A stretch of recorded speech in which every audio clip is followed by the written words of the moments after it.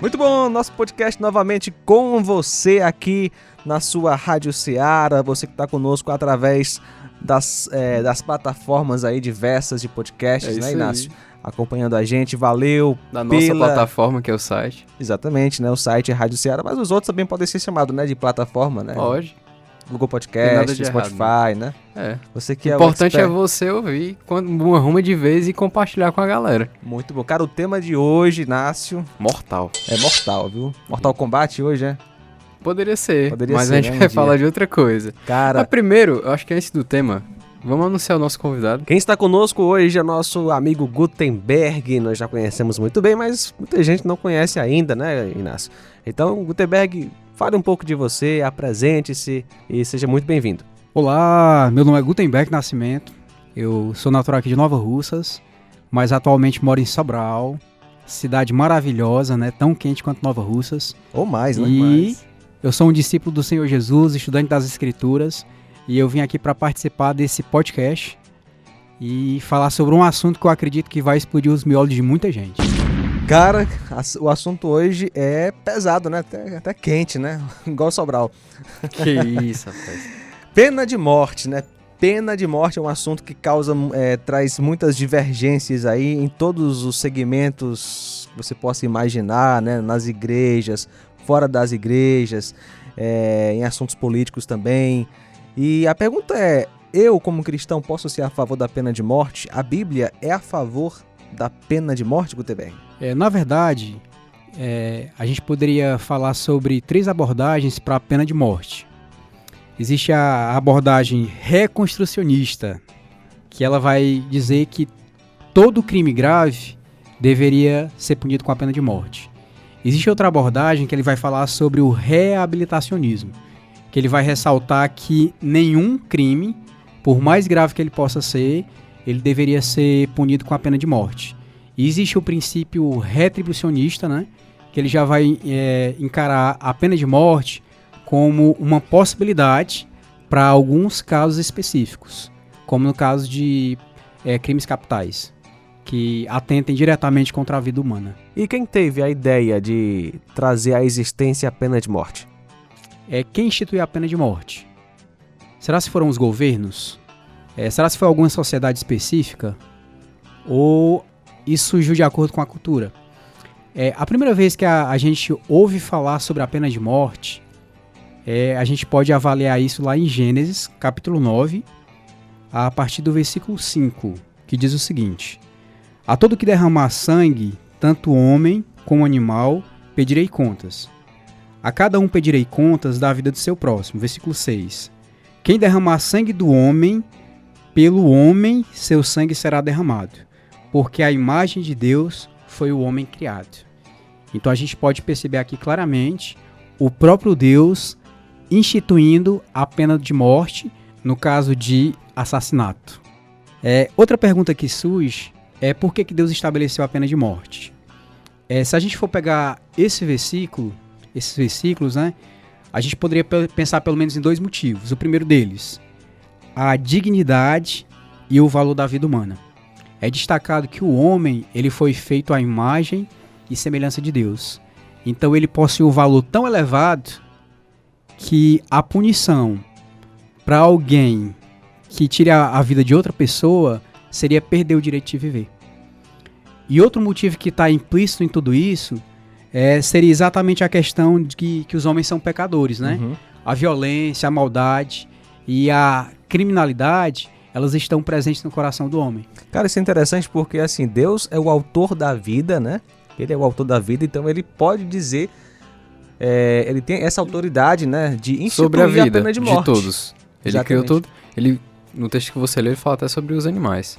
E o interessante que, anterior a esse contexto, né, aqui a gente está vendo que Deus está falando para Noé, após ele sair da arca, né, depois do dilúvio, sobre um novo sistema que estava acontecendo ali. Então, se a gente for um pouquinho antes, a gente percebe na história de Caim e Abel que quando Caim ele mata Abel, ele já tem uma percepção que o fato dele ter assassinado alguém levaria ele a uma punição. Uhum. Se a gente for para o texto de Gênesis 4,14, a palavra de Deus vai dizer: hoje me expulsas desta terra, e terei que me esconder da tua face. Serei um fugitivo errante pelo mundo, e qualquer que me encontrar, me matará. É interessante que Caim, ele tinha uma percepção que o fato dele ter assassinado o irmão, ele deveria pagar com a vida. Ou seja, se alguém o encontrasse, esse alguém o assassinaria. Mas a gente já pode perceber aqui implicitamente a questão da pena de morte, né? Não só como algo merecido, mas como algo esperado. Então, beleza. Logo no início, Deus instituiu a pena de morte para proteger a vida humana. Então, qualquer pessoa poderia executar? Qualquer um poderia executar a pena? É interessante que quando a gente vai para o texto de Gênesis, quando vai narrar sobre a colocação sobre a pena de morte que Deus dá para Noé, é interessante que a figura de Noé, ela já entra como ali o princípio do governo humano. Então a gente percebe ali que Deus está estabelecendo uma instituição, e ali a pessoa que iria realizar a pena seria o próprio Noé. Então a gente estaria ali percebendo uma figura do governo que viria. Então seria o governo humano estabelecido e instituído por Deus que realizaria a aplicação da pena de morte. Então, assim, olhando para os dias de hoje, quem tem autoridade de executar, né, um indivíduo que está trazendo, né, um mal à humanidade seria o governo, o Estado. Isso, o Estado. O Estado. O Estado. Acho que a primeira coisa que levantam, pelo menos contra a gente, se a gente falar assim, nós cristãos, a gente apoia a pena de morte. A galera vai falar assim, vocês são pró-vida? Eles jogam essa bomba e sai. Entendeu? Aí tu fica com essa batata quente. Aí, justamente por sermos pró-vida, estamos apoiando a pena de morte, porque a pena de morte é para frear o avanço do mal, né? O avanço do homicídio, por exemplo. Foi levantada a questão da valorização da vida humana.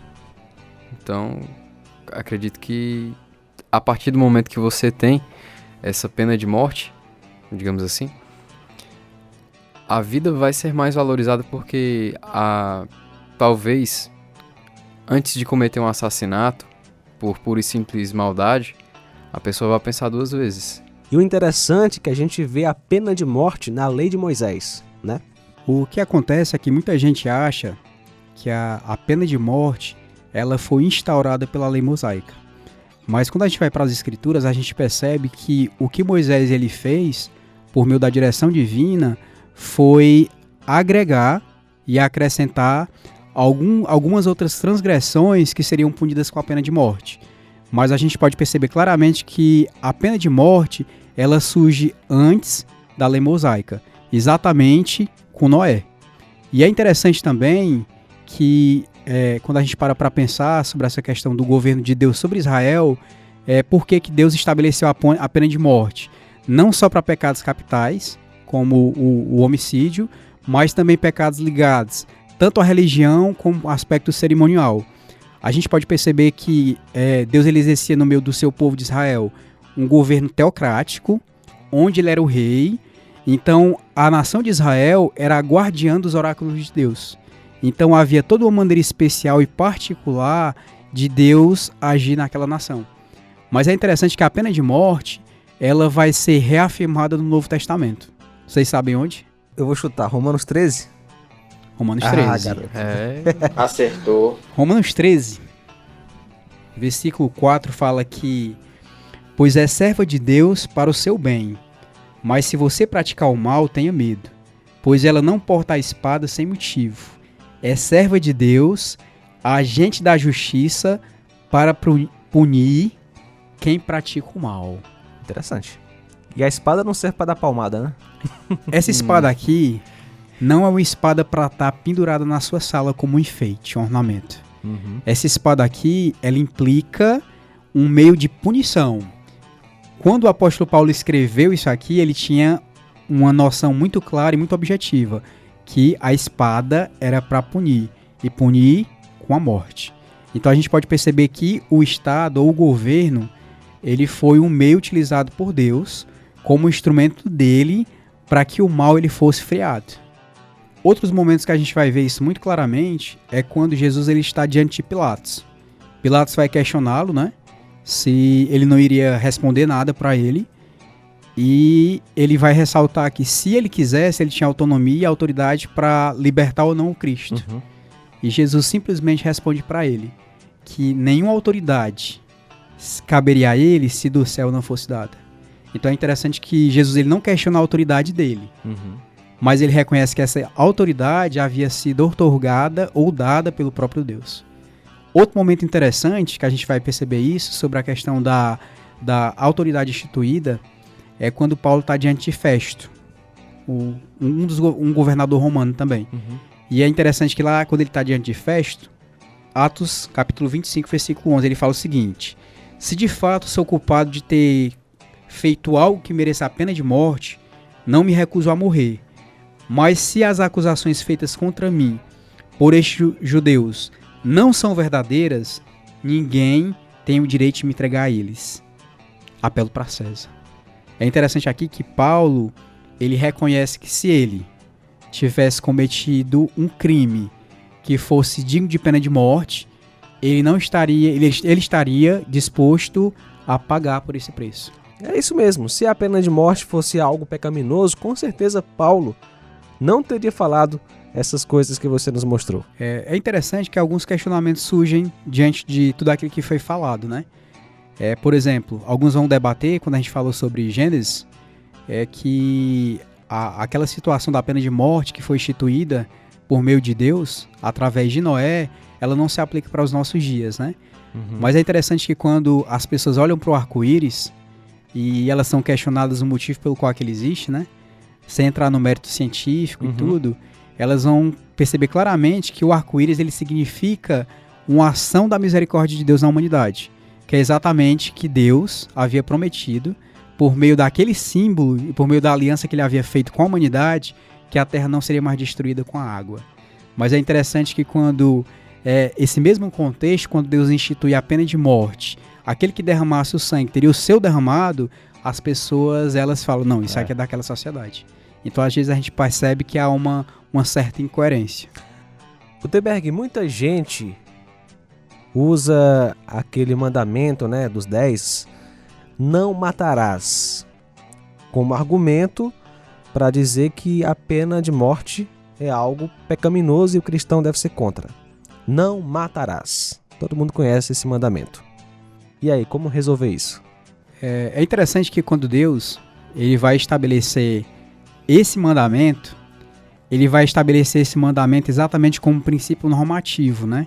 Que faz parte da sua lei moral e que faz parte da sua própria natureza. A questão da dignidade da vida humana, né?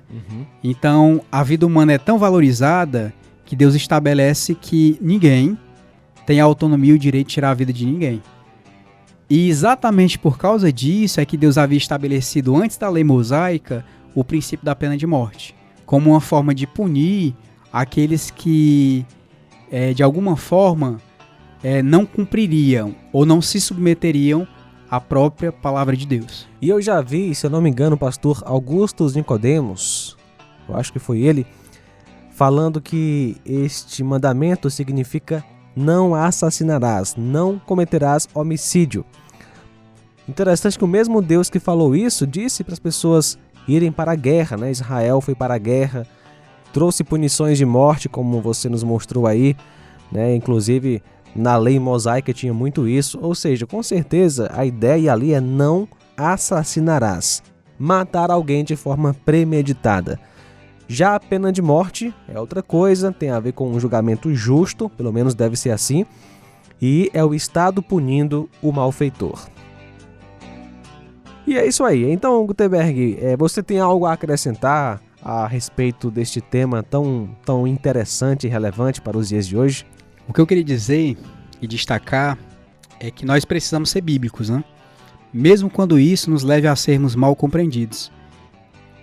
Nosso compromisso é com Deus e com a sua palavra, não com a cultura ou a filosofia dominante. Nossa consciência deve estar amarrada com a verdade. Gutenberg, um prazer ter você aqui dessa vez. Espero que venha mais vezes. E muito obrigado por tudo. E valeu. E a gente se encontra em breve aí, né? Quem sabe em Sobral, quando eu for na tua casa. Esperamos vocês por lá, Tem que chamar, né? É bom chamar. Muito bem, valeu, Gutenberg. Obrigado, cara. Obrigadão. Abraço aí pra toda a família. Deus abençoe. E essa foi uma produção da Rádio Ceará FM 102,7, uma sintonia de paz.